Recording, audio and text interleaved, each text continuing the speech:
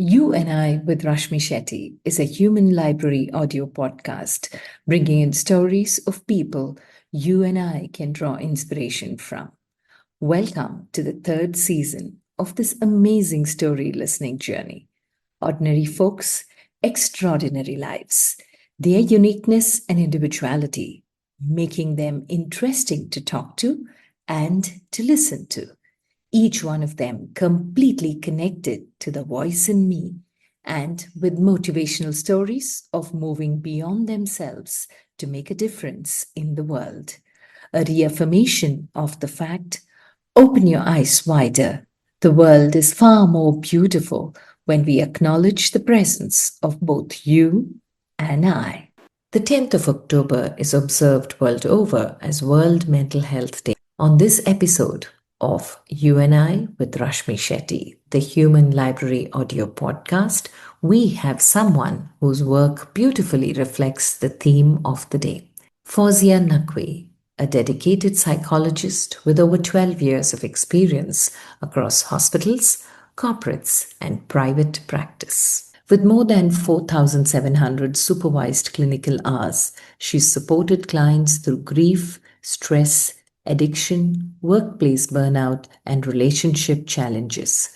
Her approach is trauma informed, DBT informed, and draws from the Rogerian and narrative therapy, always empathetic and client centered. Fauzia holds a postgraduate degree in counseling psychology from TIS and a master's in HR management from the University of Allahabad, with additional certifications in addiction management and community mental health from NIMHANS. Multilingual in Hindi, Urdu, English, and able to understand Gujarati, she brings in a cultural sensitivity to everything that she does, from one on one sessions to facilitating workshops and webinars. Listen in as Fauzia shares her journey, her stories, and her tips to take care of our mental health. Hi, Fauzia. Such a pleasure having you on You and I with Rashmi Shetty. Thanks, Rashmi. It has been an honor for me after listening to you on Lenny's podcast of amazing work that you do.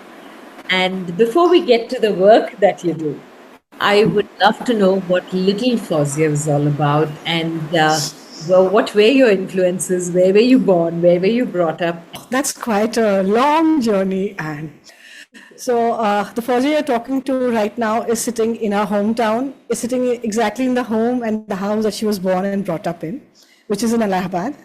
I've been born here. My paternal side, my maternal side, they all hail from the city called Allahabad. And my parental home is still here in Allahabad, where I'm right now. I'm on a work break right now, and it's a great time to connect with you here. So the little Fauzia that you're talking about was born in a family which was quite politically very aware, politically very astute, were a lot into, like, from generations has been focusing a lot on women's education, focusing a lot on societal change, on, working with change makers in different ways. Pre-independence against the government and post-independence with the government and non-governmental organizations as well, in different ways. I was raised in a joint family, in a very loving family of grandparents, an aunt, my aunt's husband, parents, another of my father's cousin, and two of my older siblings. So we were three of us. Right? Thanks to my maternal grandmother, who insisted that my mother and all her brothers and sisters, they go to a convent school in that era. She insisted that time. My mother's side of the family, they all went to the brothers went to a boys' missionary school and the girls went to an all-girls convent school, which was honestly in a city like Allahabad, and that too in a Muslim family, staying in the city side, not in the colonial civilized side, was quite a major step forward. Because my maternal side studied there, my mother also insisted that we three also studied in the same school. So we went to the same school as my mother and my other aunts. In Allahabad, at least, it's quite a big thing to be admitted. The school name is St. Mary's Convent. And that school, I think, if I'm not mistaken, we started in 1867. That's such an old school. I'm not that old, but the school is 1867. So now I think the school and my family, they instilled a lot of what is called as thoughtfulness, of observation, of not just being a consumer, of not just taking things, not just using, but being involved in the process, in asking the hows, in asking the whys, in getting to know about people, people's stories. Anybody who's been listening to this podcast would be aware that in all convent schools there's something called moral science period, which is mandatory. Even if you have a next time you have a board exam, even of mathematics, that period will never ever be shifted for anything else. So 6 days a week we used to have mandatorily the moral science period. And of course, the school taught us many things. But as we grew up, especially from 9th to 12th, I remember, the teachers used to talk a lot about what we now call as sexuality education. They used to talk about what is safe, what is unsafe. They used to call what is also help us understand the changes in adolescence, not only from a physiological point of view, but also from a psychological point of view. They also give us very good citizenship values as well. I have grown up reading at least 3 newspapers every day, 4 to 5 periodicals every week, all schools of thoughts. So I think that really helped me as an individual see and read a lot. And as I said, question as well a lot. But if you ask me particularly about what drew me to the idea or towards mental health, on hindsight now I see many people in extended family who probably had some form of mental health issues. But what I remember very clearly is when they were talked about, they were always spoken about with a lens of pity, never with a lens of empathy. And that is something I was as a child, of course, did not have the vocabulary. I did not know how to, articulate that. But I remember thinking very well that, did anybody ask him how is he feeling about that? There's a particular person in my mind who I'm sorry. Of course, I will not take anybody's name here. Another important thing that also stayed with me was, as a child, I watched a film called Khamoshi. It talks about a relationship, or rather a bonding, the affection. I would not call it romance. I would call it more of an affection, a care between a psychiatric nurse and an inmate of a psychiatric institution, which were previously known as lunatic asylums. It has famous, beautiful songs. There's Dharmender, there's Wahida Rehman, and there is Rajesh Khanna. Amazing songs. But one thing I remember very clearly, and I don't know if it sounds very filmy, when I was watching that film, I cried a lot. I cried hell a lot. I was very, very young. And my father said, why do you cry so much for these people? I'm sorry for saying it, I don't know if everybody understands Hindi here. My father said, beta wo pagal hai, kya kar sakte hain? As in I said, pata nahi wo pagal hain ya hum. Wow. I said that. And that is something especially when I went to TISS, like long jump from the little Fawzia to the much older version. I remember this discussion, I was to always say that, why is it, who decides what's normal and what's abnormal? Yeah. So, and especially when I was staying in Mumbai, during my TISS days, the local train, the scene that I used to see, how people used to try and board the trains, and the chaos it was, how competitive we were acting. We were not looking, not thinking about the person next to us. So I really said that, and repeat of the same thing. My father again was with me to support me during that journey. My parents came from Allahabad to Bombay. And that time I said the same thing. I said, we are visiting this thing. So my father said, तुम्हारा बचपन से ये चीज़ था, तुम्हारा अभी भी उन्हीं में interest है, उन्हीं की दुनिया में. And then I explained that more in detail. The little Fawzia said one sentence. The older Fawzia had a better vocabulary thanks to TISS. And I said, Abu, हम लोग जिस तरह भाग भाग के ट्रेन पकड़ते हैं, एक दूसरे का ख्याल नहीं करते, कोई किसी को धक्का दे देता है, पूछते नहीं कि उसने खाना खाया है नहीं. If you go to a mental health institution, there people are more sensitive, more caring for each other. तो पता नहीं वो पागल हैं या हम. उनको एक दूसरे का ख्याल ज़्यादा है as opposed to us. Because I starkly remember this very, very, very vivid memories of the entire local train, this thing. That I used to always find that we've become very unkind in trying to get to where we want to go. And in that context that I said to my father the same thing that I told you just now. So that's little Fawzia's journey from watching Khamoshi, from seeing people around her, and as I said, a family being a lot into reading and talking and questioning. Where even women were allowed to question, to ask that, and coming from a family of people who believed in women's education. So I think that's the journey we can start with. For me, Khamoshi, one of the things that remained was the picturization and the lyrics of Wo Sham Kuch Ajeeb Thi. Amazing. Yeah. It did have a lot of depth when I heard it for the first time when I was learning Hindi as a second language. And for a little girl to see such a, the movie, yes, is very strong in its storytelling, but very subtle in the acting. And it makes you think a lot. But that impression that you had as that little girl watching and making that refrain, that statement that became your statement years later as well, uh, this contemplation came from the books you read, the atmosphere you were brought up in, or the freedom to ask questions. Now, on hindsight, where do you think all of this emerged, or the school that you studied? All of them. I would not say it's a single factor. It's a khichdi of all of them put together, and it's a beautiful khichdi of that. So I would not be able to give, emphasize that this factor was more important or that was more. My mother played a very important role in, allowing the girls to study, not believing that girls should only be doing the household chores or only boys should be doing this or that. So those kind of, they were, I would not deny, they were gendered expectations, but not when it comes to the academic things, right? So I think as parents and being brought up in a joint family, and a joint family in a very unique sense, because my father's younger sister and her husband, so post marriage they stayed in the same house, which is not very common. Like mostly two brothers stay, but not the brother and a married sister. And seeing the equation between my grandmom, my mother, and my aunt, and how beautifully they managed, despite honestly, especially now as a psychologist, I can see it more clearly, they were very temperamentally very, very different. But they were able to handle their differences in a very, I would say, in a very, as you use the word, subtle way, without being unassertive, without being aggressive, in a very healthy way. I think that they gave me many life lessons, and that has impacted me in every sphere of life, be it my profession, be it other choices that I've made in life, how to deal with differences. I think that's really helped me. So my family was also very important in this, as I said, the family setup. As I said, father's cousins, father's younger sister, the husband, grandparents, father, and 3 siblings. There were 10 people, later 9. So 10 of us together, having our dinners together. And now when we emphasize a lot on eating in silence or more in silence, like eating without any digital devices, I'm like, wow, I was blessed to have that childhood, because we used to all sit together, and there's a culture in our family of having post-dinner discussions.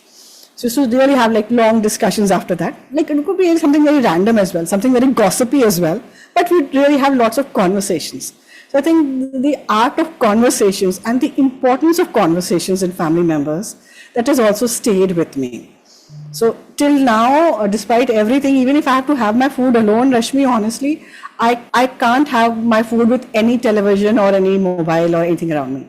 For me, it is just my food and my plate that I have, or mostly like with my entire family, like now with my husband and children as well. So the foundations were laid with my family of origin, to put it this way. This actually is one of those ideal pictures that we would like to have. We talk about happy childhood. Right. Thankfully for that generation which didn't have social media like it has today, I think most of us had happy childhood memories. How were you as a student? I was standing out a couple of times, but never outstanding. I wasn't the one whom students envied. I was the one who was, I remember somebody saying in class 9th or 10th, I remember this was a beautiful compliment that she gave me.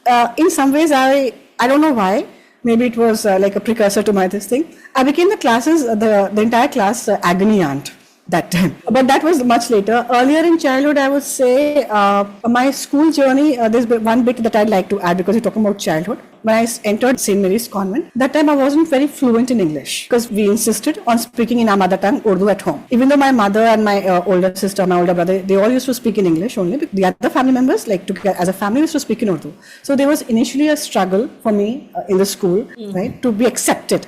Because I wasn't fluent in that language, and because all the girls in my class by that time were very fluent in the language. That's when, one of my best relationships. All relationships are God gifted, but this I would say is my choice, is where I met my best friend, Aparna.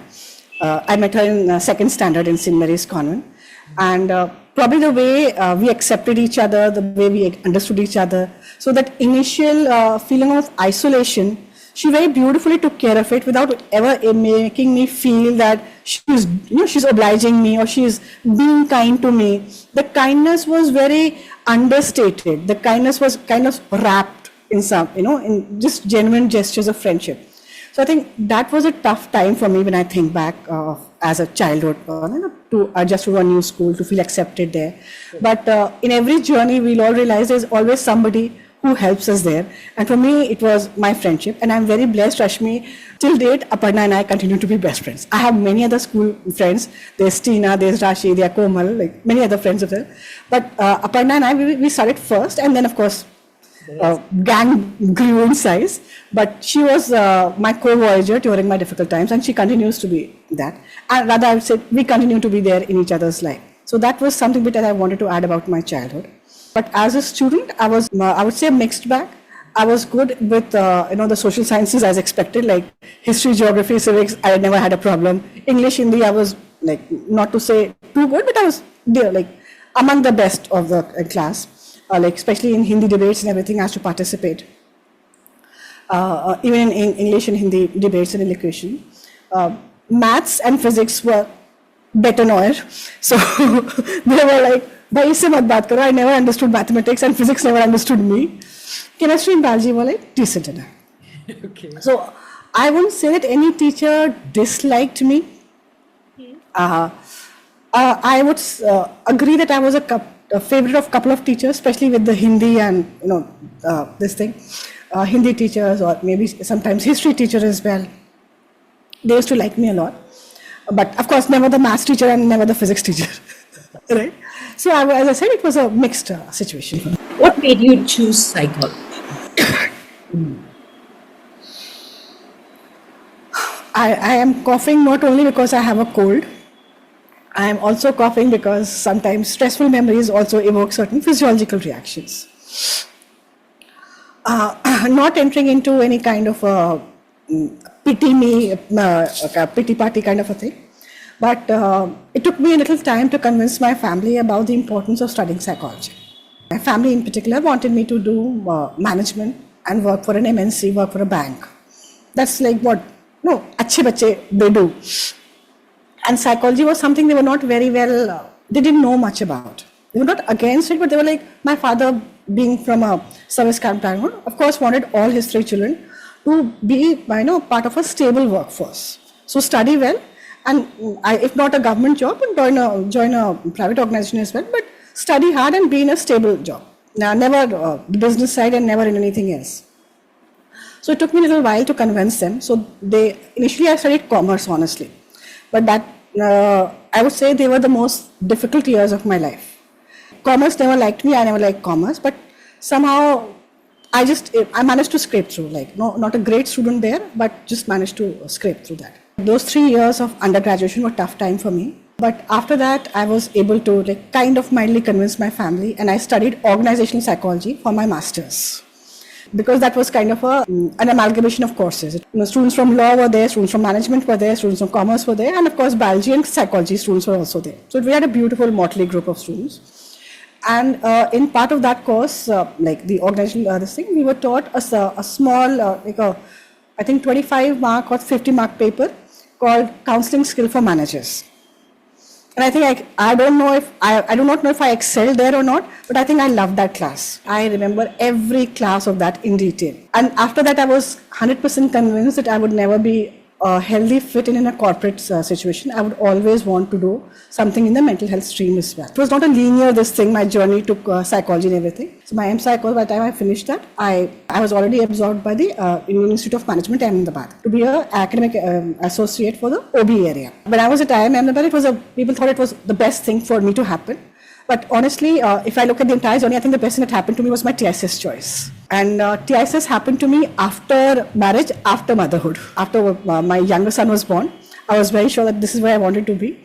And may the Almighty always be very kind to my husband, who saw that. He was like, I can see it in you, you are not meant for the corporate world. Neither will you enjoy there, nor will they somebody like you. So it's better that you do what you really want to do. I did what my heart and soul was always into. And I think TISS was the best 2 years. I don't know if I can call it the bestest 2 years, grammatically incorrect, but definitely close to more experience-wise. They were the best. I think it was the best choice that I've made in life. I'm very happy that I did the TISS course. Not only in terms of the prestigious institution, not only because the members of the faculty were great at what they were teaching. I think, as I said, as a child, the curiosity that I had, TISS gave me that political vocabulary. My first class there, I remember the professor asked me, Dr. Aparna Joshi, one of my favorite teachers there, and she said, I want all of you to write down your definitions of abnormalcy. And I said, if you don't cause anybody any harm, you are normal. If you don't cause yourself harm, if you don't cause anybody else harm, you are absolutely normal. So the kind of, the thought that was ingrained in me, the kind of questioning that I got to, the political stance that we took, what she taught me, that personal is political. I really, really stand by it. And today I feel that that's a beautiful way of saying it, that you stand for whatever you are doing, right? So that thing of personal being political, I think that stayed with me. So not because I'm repeating, not because it is a prestigious institution, not because it is a world famed this thing. Even if I had done it from probably DMHANS, I would not have been as happy as I've done it from TISS. I think I'm repeating this. कि किसी ने अच्छी दुआ दी होगी, किसी ने कुछ. I must have done some little good thing in life that I got into TISS, and much more than what the textbooks could teach me, I learned from there. Okay. A lot. And what did you specialize in? Counseling psychology. Okay. Counseling. I chose counseling. Okay. So from that master's that you did, This was my second master's. yeah, this was your second master's, where that's one subject of counseling for managers took you into counseling psychology.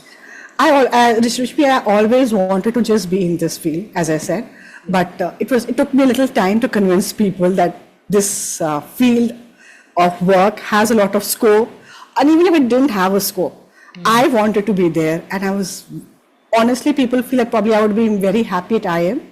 I was happy, but I was happier and happiest at TISS. Right. So I think that will help you see the big picture as it is.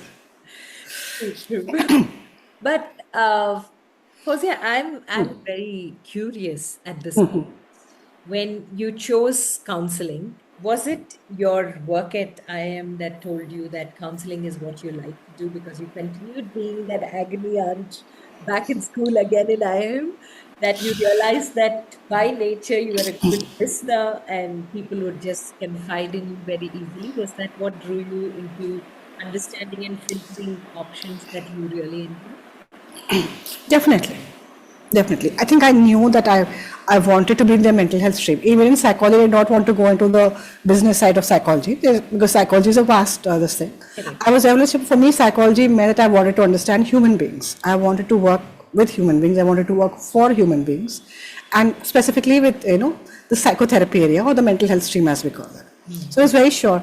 I would not know, and when you asked this, I just reminded of something that one of my classmates said when I was doing my MSci. They said, I think, Fawzia, you would be better as a therapist or better as a counselor, not not as any HR or OD this thing in an corporate. Even when I was teaching, like the same course that I did at Allahabad, after IIM I came back and I worked at Allahabad University again at my alma mater. And I remember one of my students saying the same thing, that, ma'am, even though you teach us very well, which was very kind of them to say that, they said, we think that you will make an amazing therapist. So I think these things did help me understand that there is something, as we say in career counseling parlance, that wherever the interest and your aptitude, they match, it's a beautiful choice for you to make that as your calling. That becomes your calling, right? So it's being from Allahabad, I think I can give you this analogy of Triveni Sangam, right? So where your personality, your aptitude and your interest, where they come together, you have a Prayagraj. So it becomes the holy pilgrimage site. So I realized that I am interested in knowing people's story, in being there for them, not necessarily in the capacity of a solution provider, but just as as providing that with them with that safe space. Honestly, I did not even know this term of safe space. I was just like, I hope they're like, it is okay that they're able to confide in me. If they feel good about it, I'm okay doing that. So, and as I said, people were very kind. I got the required feedback, which propelled me towards this. So, the combination of interest and aptitude helped me do this. And definitely, as I said, my husband was very supportive. He said, "No, I think you should forget about everything else. Just do what you want to. You would make a." He also said that I'll make a good therapist. So that stayed with me. And now that you've been in this space, how would you define a therapist? How would you define A good therapist. A good therapist is one whom you feel connected with. So that is very subjective experience for the client. Yeah, yeah. It would never be that there's one therapist who's a good therapist for every client, because every client comes with a different experience. Every client has a very different cultural, socio-political context to their story. Right? It's not that we need to share the same context to be able to understand them, but sometimes it does help, right? And even when it comes to the schools of psychology, even when it comes to the skills of a therapist, you may be the best therapist, but you would not be a good fit for many other clients, and does not make you a bad therapist. That does not make them resistant clients. There's nothing thing as resistant client, honestly, but just to help our people understand.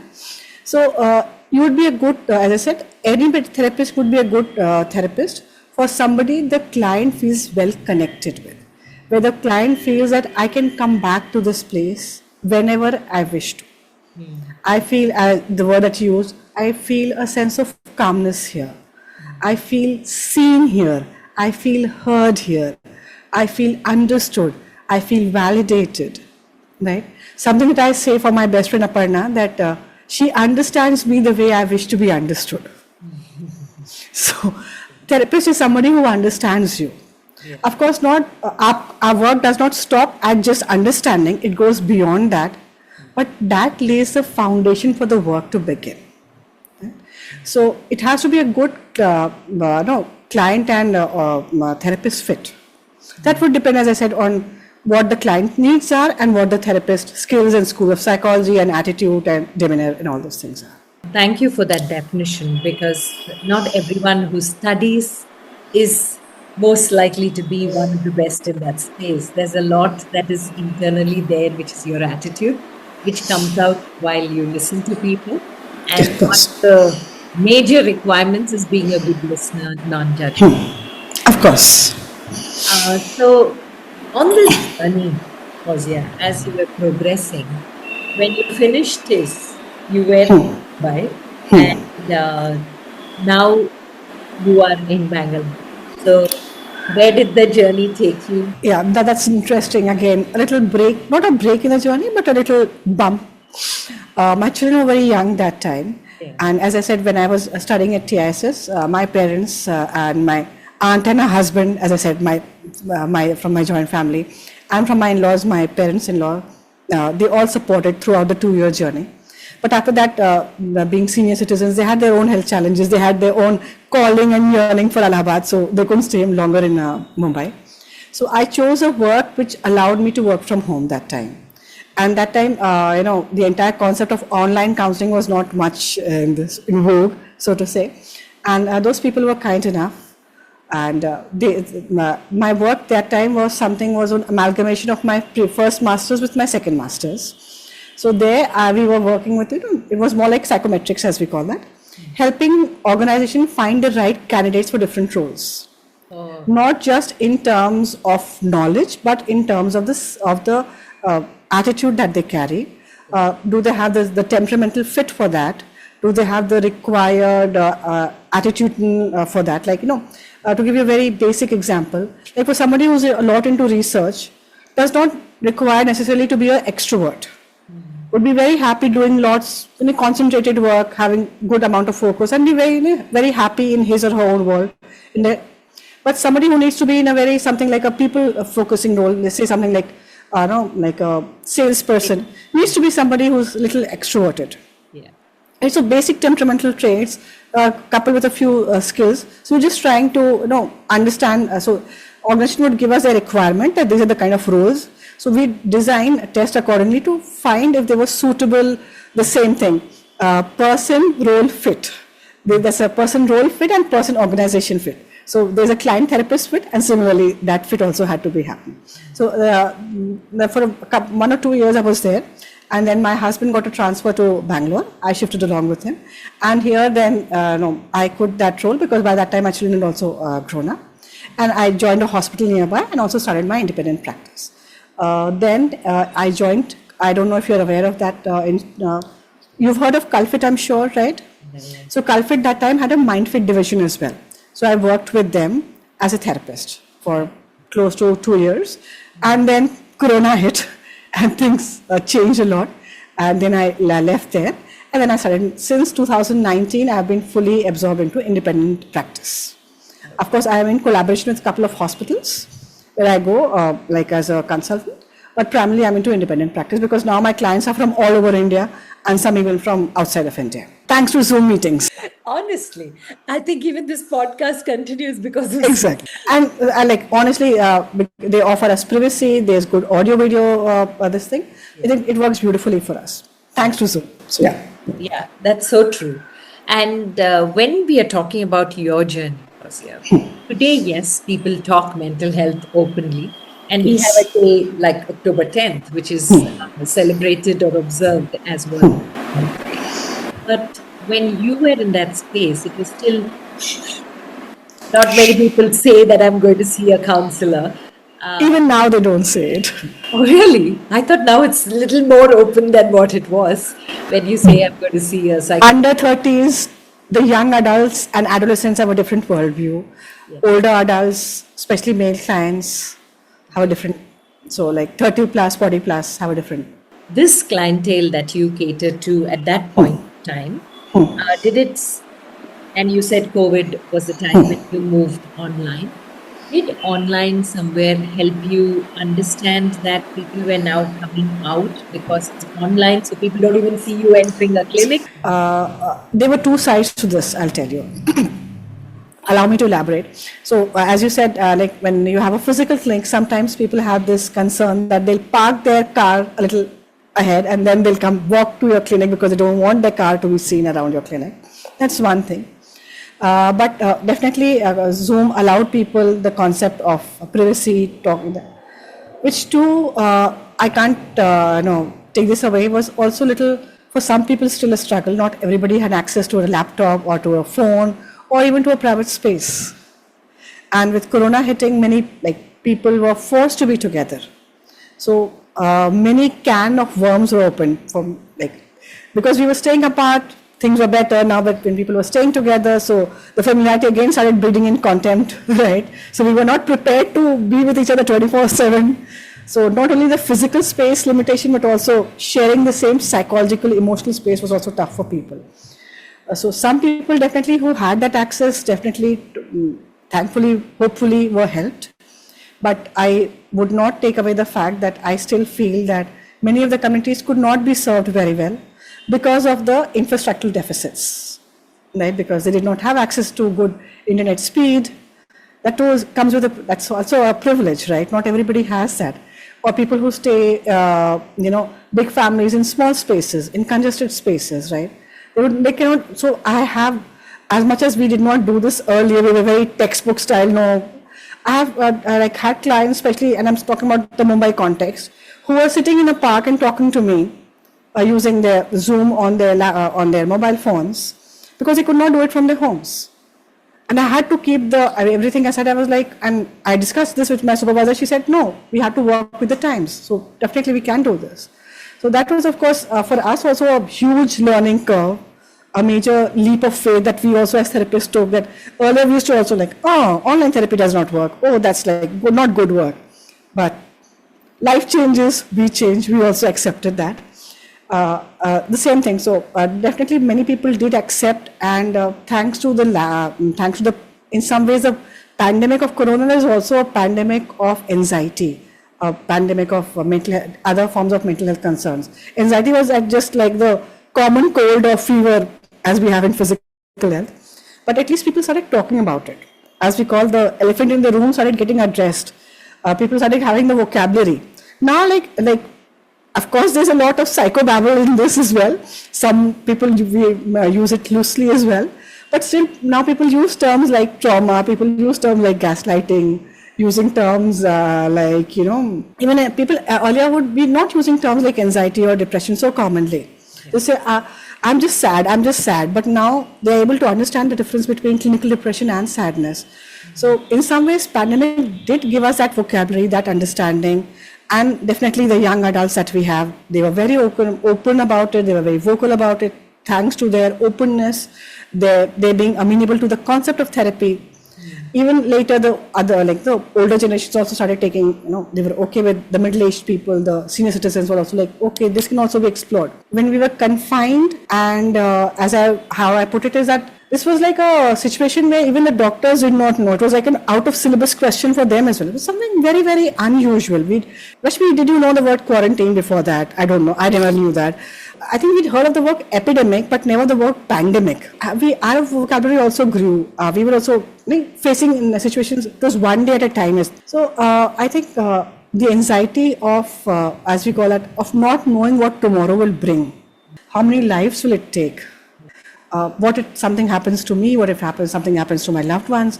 So many people lost their jobs. So many people were working but not getting the full payment. So many people who did not want to be together had to be together.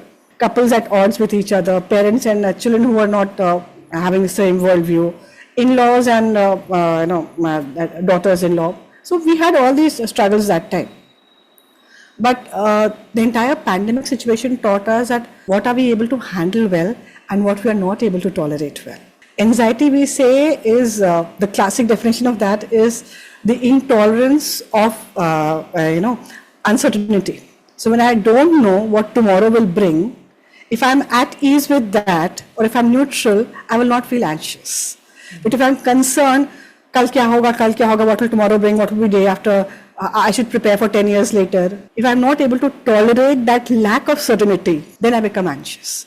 And pandemic put that thing right in our face, like, now look at it, you don't know what tomorrow will happen. I think that's why we understood that there is something called anxiety, and it's a genuine clinical condition, it's genuine mental health difficulty that people do get troubled by time to time, and which needs help, professional help. This is actually very deep when you start listening and understanding this concept, that suddenly feelings got names which people could understand and everyone knew what we are talking about. Like you said, yes, at the cost of using some terms very loosely because people were using it. But what I find very interesting, Fozia, is when you spoke about the younger generation. Okay? They were going through COVID like us for the first time. Even we didn't know how to handle it. The younger generation, the current Gen Z that we're talking about, who may not have expressed all that we're going through at that point of time, and therefore there is something which has shifted in the way they're looking at life. Like you said, life is temporary. Everything turns into dust any which way. So therefore, why save for a tomorrow that we don't even know? Do you have certain stories of how different generations look at life? Giving you details of the story, I'll start with this. And as I said earlier, I'm grateful to the Gen Zs, as we call them, or as we call them as adolescents and young adults. The young adults are primarily the Gen Zs right now.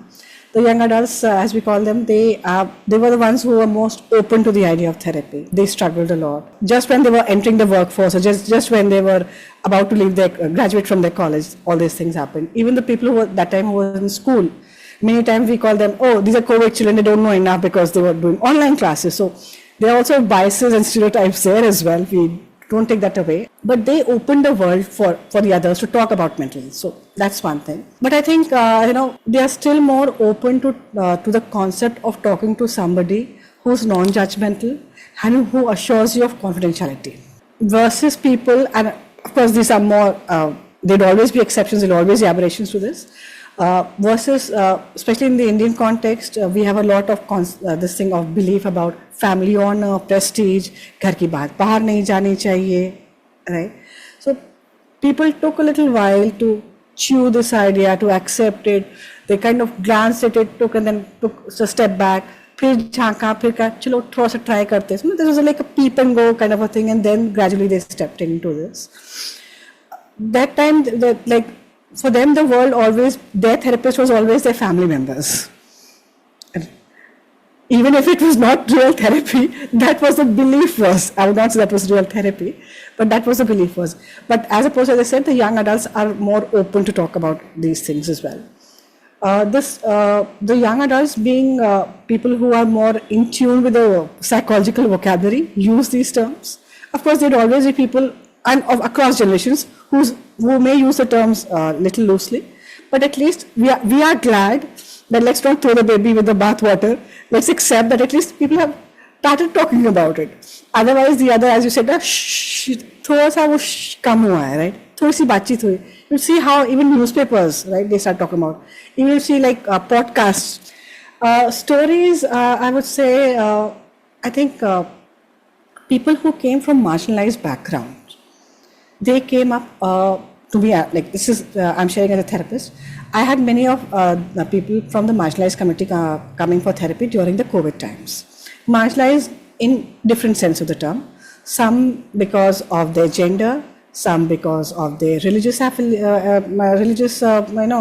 that they belong to, some because of their affectionate orientation, some because of their linguistic English speaking versus non-English speaking, that the class divide that we also have. In India, of course, the caste is a very big, we can't take that away, that experience from people's this thing, right? So minority in any form, the perception of not seeing enough, the lived in experience and the belief of not being valued enough, of being judged or having stereotypes with you, right? So they came up with a lot of experience of that.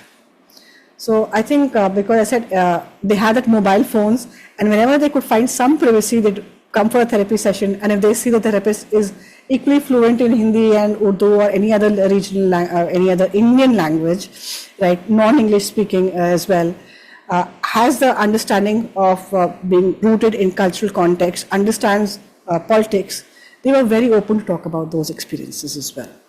Which I see, there's a little hesitation to talk about those things, not to say that the lived-in experiences are different. And of course, there'll be some variation here and there, but there's a hesitation to to put the accountability where it belongs to, right? So it's like, oh, I am feeling this, I am feeling that, but we also need to have to gradually bring into that, like, how are you? As you asked me about my childhood. So about their childhood, their adolescence, were they allowed to meet and mix with the other gender? Which language were they taught in at their school?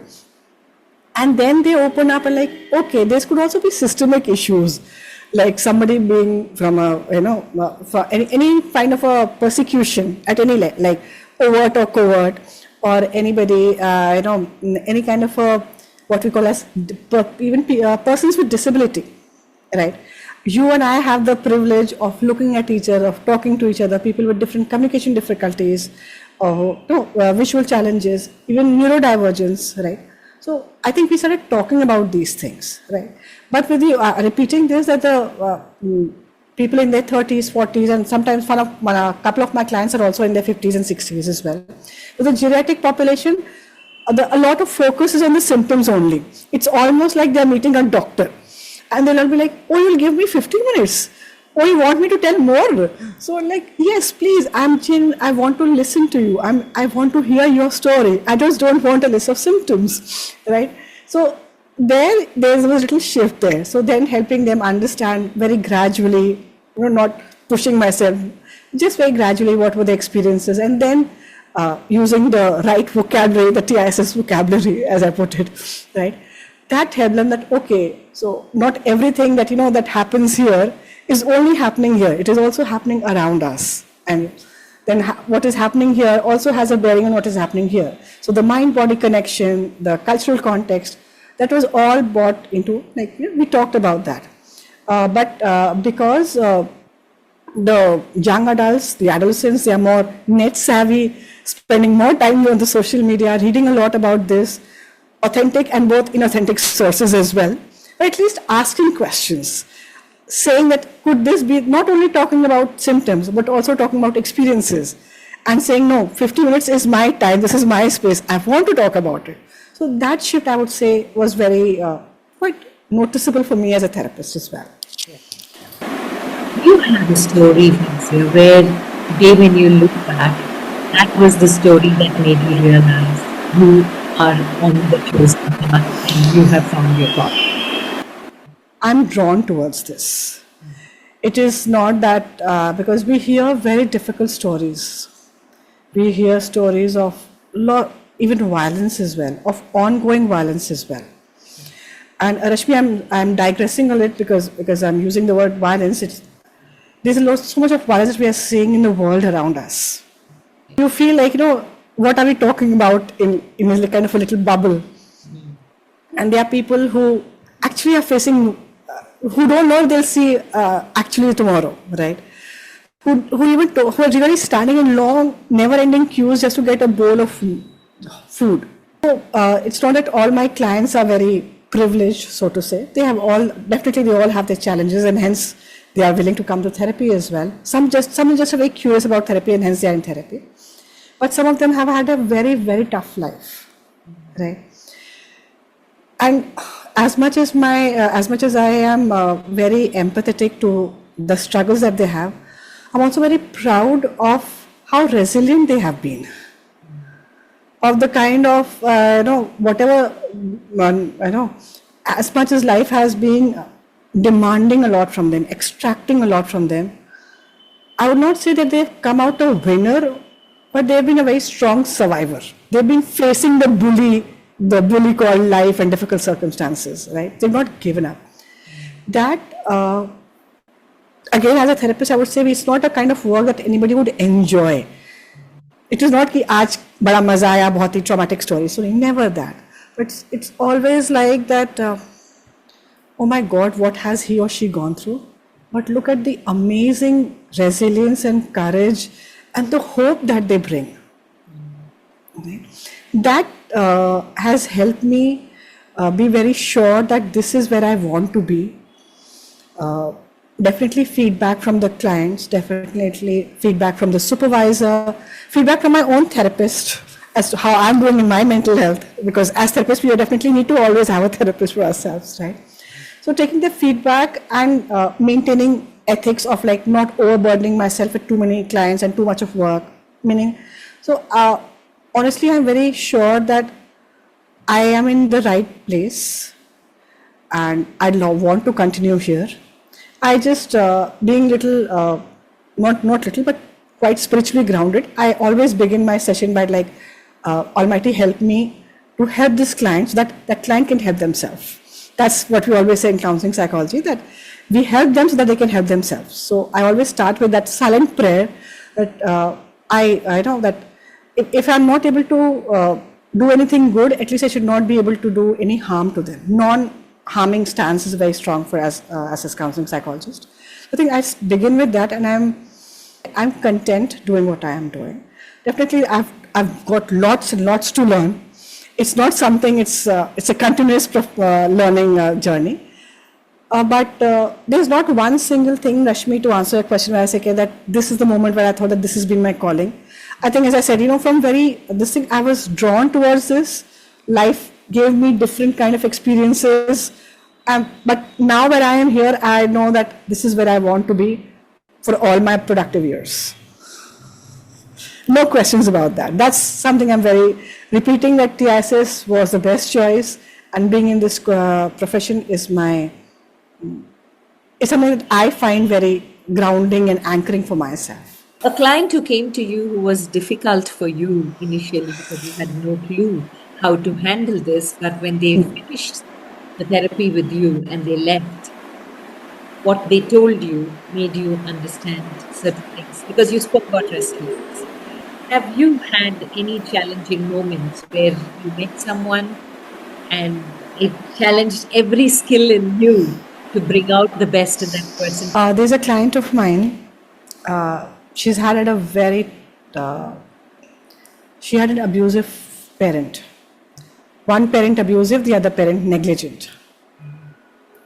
And many people sometimes feel that a common myth that people have is that those who have been abused turn out to be abusers themselves. Thankfully, despite all that happened, there are many people, and of course we never believe that all people who've been abused turn out to be abusers. But she had a complete 180 degree shift from her. She's very protective about the young children around her. She's very cued in, as to how she takes care of like siblings and cousins and students and everybody. So there's no, as I said, there's no self-pity, there's no victimhood there. There's an understanding that what happened to me, and since you said that it was difficult, what was the challenging part was, which is very common in this, is that there's a lot of self-blame with people, and that's we see that commonly in people who've been abused as with CSA survivors. And in her case, the abuse was ongoing in a different form, but the abuse was ongoing. So I don't know. She's been in therapy with me now for I think 4.5 years. Very regular client. There's no one moment of breakthrough, but I would say post the second or the third year, she's now been able to not shift the blame, but at least call out people, put this accountability exactly on the shoulders where it belongs to. At least her vocabulary has shifted from self-blame to self-compassion. Self-compassion is still I'm working on. At least the self-blame I've been able to, we've been together able to work on that. She was one of somebody whom I not just work with, but deeply admire as an individual. And definitely to start work with her, because she comes from a very, very different cultural context. She doesn't speak any of the Indian languages as well. It's a very different cultural context for me. But working with her, the fact that she trusted me, the fact that she believed in the process of therapy, I think that really helped her and helped me to help her again, right? And that's, I think, something that I'll always carry when she say that, yes, now I'm able to see that I am the one who has been abused, and it is never the survivor's fault. Because we always say, rule number 1, it is not your fault. Rule number 2, when in doubt, refer to rule number 1. That is something we always go back when we talk about CSA, child sexual abuse, or any form of abuse for that matter. So it took a lot of work from her end, from collaboratively we did that, and finally she accepts that self-compassion is still something we need to build more on. The reservoir is still very limited. At least we've stopped her self-blame language. So she's not using the self-blaming language anymore. And she's able to see abuse now as it is. Even if you take she is one who is ostracized by society, and there's so much of self-blame in her rather than the abuser. And Exactly. he's never seen as somebody who is the one who needs to be punished. It is very sad but true.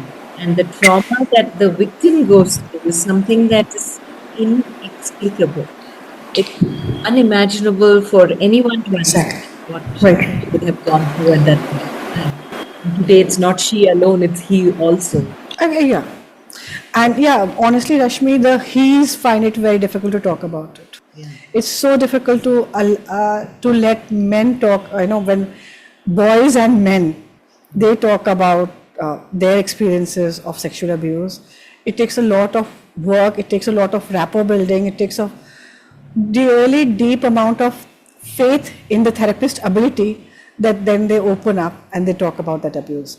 Otherwise, as I said now, they always talk about the anxiety, they talk about the depression, they talk about the perfectionism, they always talk about the symptoms. They don't talk about what brought about that. Why are they so anxious always? Why do they always look out? Why they are startled when somebody touches them unknowingly? So we shift the focus from the symptoms to why is that happening? Why is your body taking care of you so much? Why is it being so protective? So, and yes, thank you for bringing that out. When a man is able to talk about this, you're like, thank God you allowed us. You trusted us with this. So thank you for that. Very few men talk about that. Not that they are not, they don't have such experiences, but they don't talk about it. They find it more difficult to talk about it. That's so true. Any tips that you would like to give, Fawzia, for us to take care of our mental health? Because many of us don't even express it. We don't even know that we are going through fatigue mentally because we are so much in the busyness of the business that we are in. How do we pick up signs? How do we just walk away and take care? I would say take care of the basics like the food, the hydration, the sleep, right? Very basic things. When I say eating healthy, I mean like eating more of home, less of ultra processed foods, more of natural foods, straight from the farm to your plate, right? Keeping yourself well hydrated, right? Sipping on water, not gulping on water, something I very emphasize a lot on. Sleeping on, like maintaining the sleep hygiene. Of course, there'll be days when you're not able to sleep very well, but other than that, try and maintain, give yourself rest basically. Allow and believe that you deserve rest, right? Not pushing yourself too much. That would be on the basic. Something that we've not spoken about, I just want to add one or two lines about that, is the concept of we human beings always being connected, right? So not being wired to gadgets and electronic devices, but being connected with one another. So that there's also a pandemic of loneliness that we are seeing. So having human to human connection, at least one or two people whom you can talk to, right? If it is not your friends, if it is not your family members, definitely a therapist, right? But we have to have that person in our life.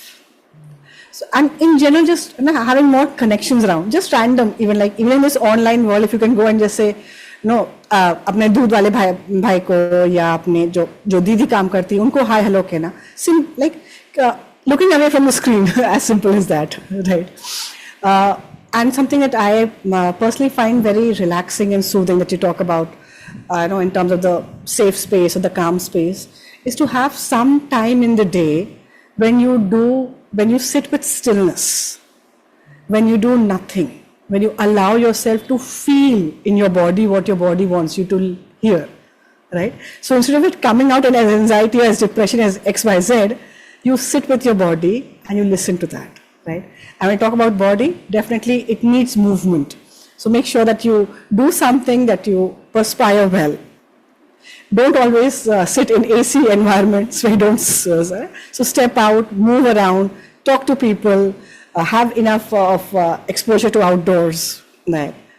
Basics. And something I also use for myself, not for others, is the concept of spiritual grounding and anchoring.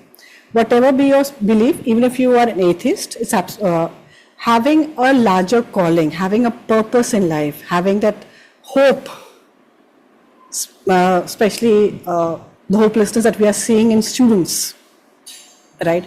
The ability to tolerate failures and frustrations, right? So that also helps if we have enough spiritual grounding and anchoring. That would be helpful. I think we have enough tips for that, right? Yes. The space is so huge. Right.